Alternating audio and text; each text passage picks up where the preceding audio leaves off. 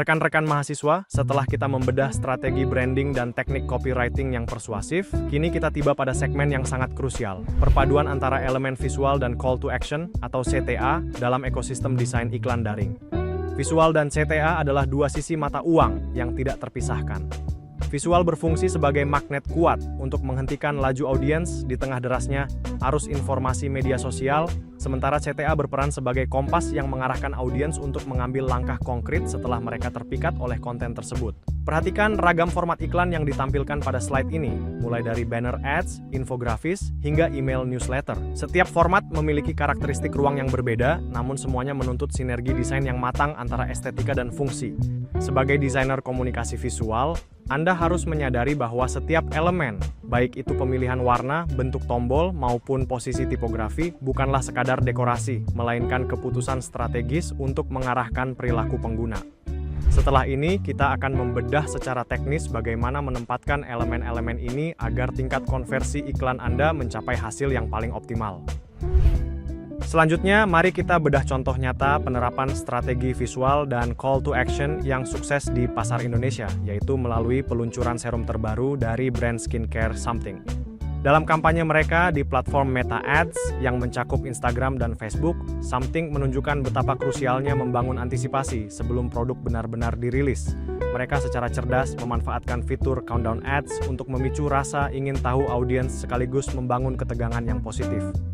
Untuk aspek visual, mereka tidak memberikan informasi yang bertele-tele. Mereka memilih durasi pendek yang to the point, yakni Reels berdurasi 10 detik, serta memanfaatkan karusel untuk mengedukasi audiens mengenai manfaat bahan produk secara mendalam. Yang tidak kalah penting adalah konsistensi CTA. Baik itu ajakan beli sekarang maupun swipe up, penempatannya dibuat sangat jelas dan mudah diakses oleh pengguna. Hasilnya berbicara sendiri. Kampanye ini sukses besar dengan raihan 30.000 unit terjual hanya dalam waktu 2 minggu. Angka return on ad spend atau ROAS yang mencapai 4,8 kali lipat menunjukkan bahwa setiap rupiah yang dikeluarkan untuk iklan tersebut memberikan dampak penjualan yang sangat efektif. Puncaknya, produk ini terjual habis atau sold out di 6 marketplace sekaligus. Kasus ini menjadi pelajaran berharga bagi kita bahwa perpaduan antara visual yang tepat sasaran, edukasi yang kredibel, serta CTA yang konsisten adalah rumus ampuh untuk mengonversi perhatian audiens menjadi angka penjualan yang fantastis. Selanjutnya, mari kita bedah studi kasus berikutnya yang menjadi fenomena di dunia skincare Indonesia, yaitu kampanye iklan sunscreen viral dari Azarin.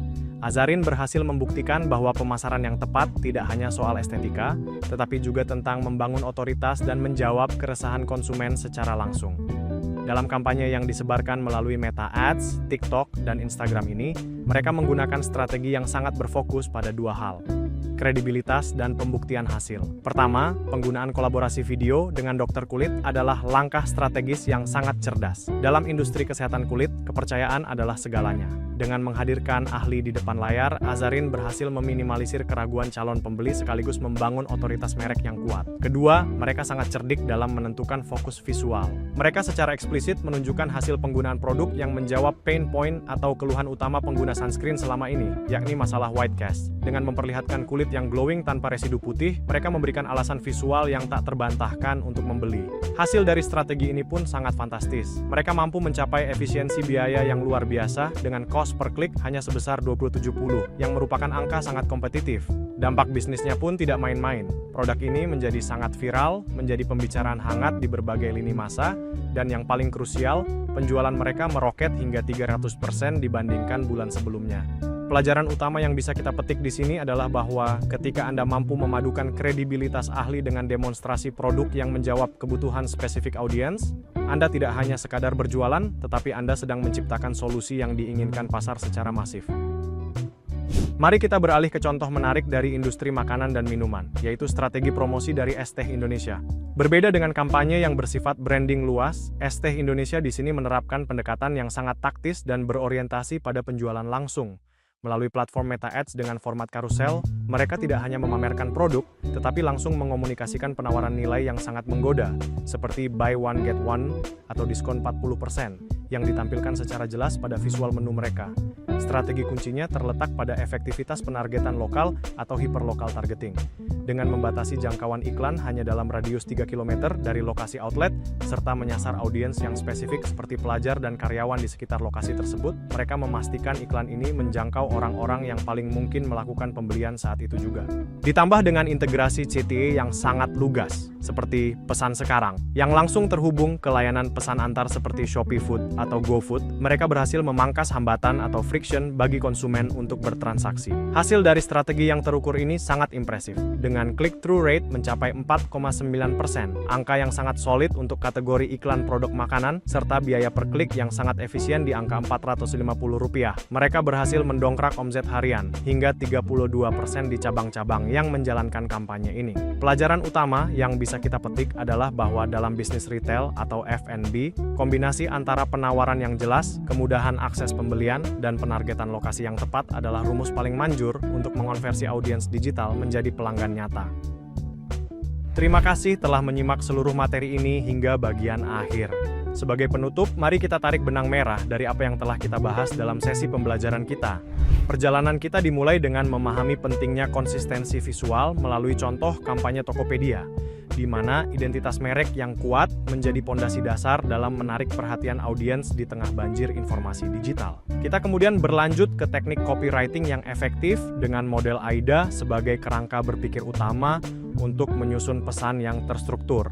Kita belajar bahwa copywriting bukan hanya soal merangkai kata, melainkan soal menyentuh emosi, menggunakan bahasa yang personal dan relatable, serta menciptakan rasa urgensi yang mampu mendorong tindakan nyata dari audiens.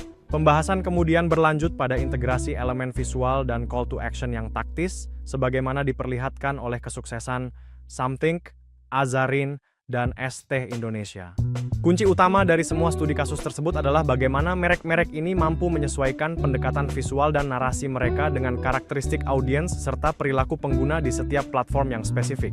Tidak ada satu rumus ajaib yang berlaku untuk semua, namun prinsip dasar seperti penggunaan bahasa yang mengobrol, fokus pada manfaat nyata bagi konsumen, serta penempatan elemen konversi yang jelas tetaplah menjadi pilar utama yang tak tergantikan. Semoga seluruh materi ini menjadi bekal yang berharga bagi Anda dalam merancang kampanye digital yang tidak hanya estetis, tetapi juga mampu menggerakkan audiens dan memberikan hasil bisnis yang terukur. Pahami audiens Anda, pilih strategi yang paling relevan dengan tujuan Anda, dan jangan takut untuk terus berinovasi dalam menyampaikan pesan. Selamat mencoba, terus bereksperimen dengan berbagai pendekatan kreatif, dan jadilah desainer komunikasi visual yang visioner dalam menghadapi tantangan pemasaran digital di masa depan.